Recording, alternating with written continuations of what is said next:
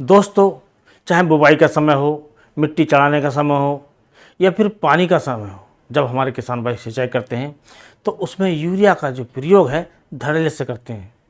लेकिन हमारे बहुत से किसान भाई अब समझ गए हैं कि हमें यूरिया का जो प्रयोग है वो सीमित मात्रा में करना है और सही समय पर करना है। और ये जो समय है बरसात का, तो इस समय हमें यूरिया का प्रयोग करना चाहिए या नहीं करना चाहिए। यदि करना चाहिए तो किस मात्रा में करना चाहिए जिससे हमें लाभ की जगह हानि ना हो। और दोस्तों, यदि हम यूरिया का प्रयोग धड़ल्ले से करते हैं, उसकी कोई कैपेसिटी नहीं रखते हैं और उसका जो प्रयोग है यदि हम सही तरीके से नहीं करते हैं तो इससे हमें लाभ की जगह हानि भी हो सकती है। क्योंकि दोस्तों, यूरिया का प्रयोग करने से नाइट्रोजन हमारे जब पौधे में ज़्यादा मिल जाती है वो पौधा नाजुक हो जाता है, उसकी जो पत्तियां हैं काफ़ी सॉफ्ट हो जाती हैं, नाजुक हो जाती हैं और उसमें जो फंगस के रोग हैं उनके लगने की संभावना बढ़ जाती है और विभिन्न प्रकार के जो कीट हैं उनके लगने की भी संभावना बढ़ जाती है। तो यूरिया का हम बरसात के समय किस प्रकार प्रयोग करें, कितनी मात्रा में करें या किस समय करें या ना करें, आज इसी के बारे में जानेंगे। और शुरू करने से पहले आपसे अनुरोध है, यदि आप चैनल पर नए हैं तो चैनल को अभी सब्सक्राइब कर लें, बेल आइकन को ऑल पर सेलेक्ट करके अपने किसान दोस्तों में शेयर करें।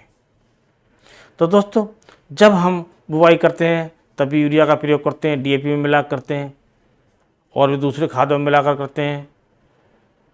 उसके बाद जब गन्ने की जो पहली सिंचाई होती है उस समय भी यूरिया का प्रयोग करते हैं और उस समय करना भी चाहिए, क्योंकि इससे जो हमारी जो गन्ने की जो वेजिटेटिव ग्रोथ है वो तेज़ होती है। कुल मिलाकर जो हमें ग्रोथ है वो अच्छी मिलती है और पैदावार भी अच्छी मिलती है। लेकिन दोस्तों, इसका जो प्रयोग है सीमित मात्रा में और सही समय पर करना चाहिए।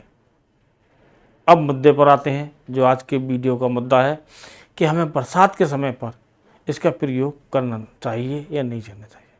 तो दोस्तों, जहाँ तक संभव हो आपको ये जून का जो महीना है इसी महीने तक यूरिया का प्रयोग करना चाहिए। जुलाई के महीने में बारिश शुरू हो जाती है, जैसा कि इस समय हो रही है, हर जगह बारिश हो रही है। तो हमारे किसान भाई ये सोचते हैं कि हम यूरिया का प्रयोग कर देंगे, अच्छी मात्रा में कर देंगे, धीरे धीरे बारिश होती रहेगी और हमारा जो गन्ना है वो ग्रोथ करता रहेगा, हरापन रहेगा, गन्ना काला रहेगा तो वो देखने में अच्छा रहेगा, कुल मिलाकर पैदावार ज़्यादा मिलेगी। लेकिन दोस्तों, ऐसा होता नहीं है। जब इस समय बरसात के समय में यूरिया का हम ज़्यादा प्रयोग करते हैं तो हमारी फसल नाजुक हो जाती है, उसकी जो ऊपरी पत्तियां हैं वो कोमल हो जाती हैं और उनमें विभिन्न प्रकार के जो फफूंदी जनित बीमारियां हैं, फफूंदी जनित जो रोग हैं, जैसे पोका बोइंग है और भी कई होते हैं, वो आने लगते हैं और विभिन्न प्रकार के जो कीट लगते हैं जैसे टॉप बोरर वगैरह। टॉप बोरर तो आता ही है और भी कई कीट लगा देते हैं। जब हमारे खेत में ये यूरिया की मात्रा बढ़ जाती है, नाइट्रोजन की मात्रा बढ़ जाती है, हमारे गन्ने की पत्तियां कोमल हो जाती हैं तो और भी कीट उसमें घर बनाने लगते हैं और इस समय काफ़ी नुकसान होता है।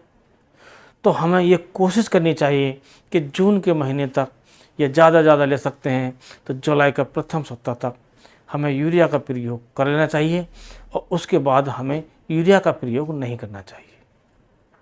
जब तक बारिश होती है तो हमें यूरिया का प्रयोग नहीं करना चाहिए।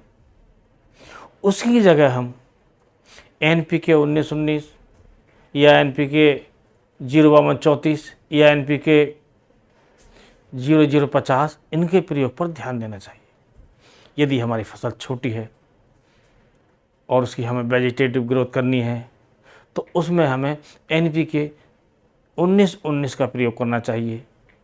गन्ना थोड़ा बड़ा हो गया है, उसमें गन्ने की जो पोरियां हैं वो चमकनी शुरू हो गई हैं, अच्छा गन्ना पड़ गया है, तो उसमें जो हमें प्रयोग करना चाहिए वो करना चाहिए NPK 052-34। अर्थात इसमें नाइट्रोजन नहीं होना चाहिए, फास्फोरस होनी चाहिए और पोटास होनी चाहिए। क्योंकि दोस्तों, इस समय जो आवश्यकता होती है फास्फोरस की होती है, जड़ों का अच्छा विकास होता है, तने का विकास होता है, कुल मिलाकर पूरे पौधे का विकास होता है और उसके साथ साथ इसमें पोटास की भी मात्रा होती है। तो इससे हमारा जो गन्ने का तना है वो मजबूत होता है और विभिन्न रोगों से लड़ने की उसमें क्षमता विकसित होती है। और कुल मिलाकर जब हम इसका प्रयोग करते हैं तो हमारा जो गन्ना है उसमें विभिन्न प्रकार की जो फफूंदी जनित बीमारियां हैं या कीट हैं वो नहीं आ पाते हैं, या आते हैं तो कम आते हैं, जिन्हें हम हल्के स्प्रे से ही कंट्रोल कर लेते हैं। यह हमारा गन्ना अक्टूबर का बोया गया है या कुछ बाद का बोया गया है और वो काफ़ी बड़ा हो गया है, गन्ने की अच्छी मात्रा उसमें पड़ने लगी है। तो उसमें हम आवश्यकता अनुसार जो NPK 0050 आता है उसका प्रयोग कर सकते हैं, क्योंकि दोस्तों इस समय जो आवश्यकता होती है पोटास की ज़्यादा आवश्यकता होती है। पोटास का प्रयोग करने से जो हमारा गन्ना है उसमें प्रतिरोधक क्षमता बढ़ती है। गन्ना गिरने से बचा है, गन्ना गिरने से तो बच ही जाता है, उसके साथ साथ उसमें जो विभिन्न बीमारियां हैं वो भी नहीं लगती हैं। और ये उन किसानों के लिए तो बहुत ही ज़रूरी है जो किसान भाई बुवाई के समय या मिट्टी चढ़ाते समय पोटास का प्रयोग नहीं कर पाए, क्योंकि हमारे ऐसे किसान भाई जो प्रयोग करते हैं वो DAP का प्रयोग करते हैं या सिंगल सुपर फास्फेट का प्रयोग कर सकते हैं, उनके साथ यूरिया मिलाते हैं, लेकिन उसमें पोटास का प्रयोग नहीं कर पाते हैं, चाहे वो अज्ञानतावश हो या फिर किसी झंझट से वो पोटास पर ध्यान नहीं देते हैं। जबकि हमें पोटास पर पूरा ध्यान देना चाहिए, क्योंकि दोस्तों ये जो 3 प्रमुख तत्व होते हैं नाइट्रोजन, फास्फोरस और पोटास, ये तीनों हमारे गन्ने के लिए बहुत ज़रूरी होते हैं और इनका संतुलित मात्रा में प्रयोग करना ज़रूरी है। जिस प्रकार नाइट्रोजन पौधे की जो वेजिटेटिव ग्रोथ होती है उसको करती है, फास्फोरस जड़ों का विकास करती है, तने का विकास करती है, उसी प्रकार जब हम पोटास प्रयोग करते हैं तो इससे तने का जो प्रतिरोधक क्षमता है वो बढ़ती है, तने की मोटाई बढ़ती है, लंबाई भी पर भी असर पड़ता है। कुल मिलाकर जो गन्ने का जो वजन है वो बढ़ता है। तो पोटास काफ़ी ज़रूरी है। और दोस्तों बाद में जुलाई अगस्त के बाद ये सितंबर में आवश्यकता हो तो आप सितंबर के महीने में यूरिया का प्रयोग कर सकते हैं, क्योंकि उस समय जो बरसात है वो निकल जाती है लगभग, तो उस समय हम जो प्रयोग कर सकते हैं यूरिया का कर सकते हैं। यदि इस समय आप उसमें फर्टेरा प्रयोग कर रहे हैं, वाटा को प्रयोग कर रहे हैं, या कोई और दानेदार जिसमें नीलीप्रोल होता है, क्लोरेंटर नीलीप्रोल, ऐसे साल्ट का प्रयोग करते हैं, तो हमारे अधिकतर किसान भाई कहते हैं कि हम उसे यूरिया मिलाकर करते हैं, तो अब क्या करें। तो दोस्तों आप इसका प्रयोग कर सकते हैं और जो यूरिया की जो आपको मात्रा लेनी है बहुत कम लेनी है।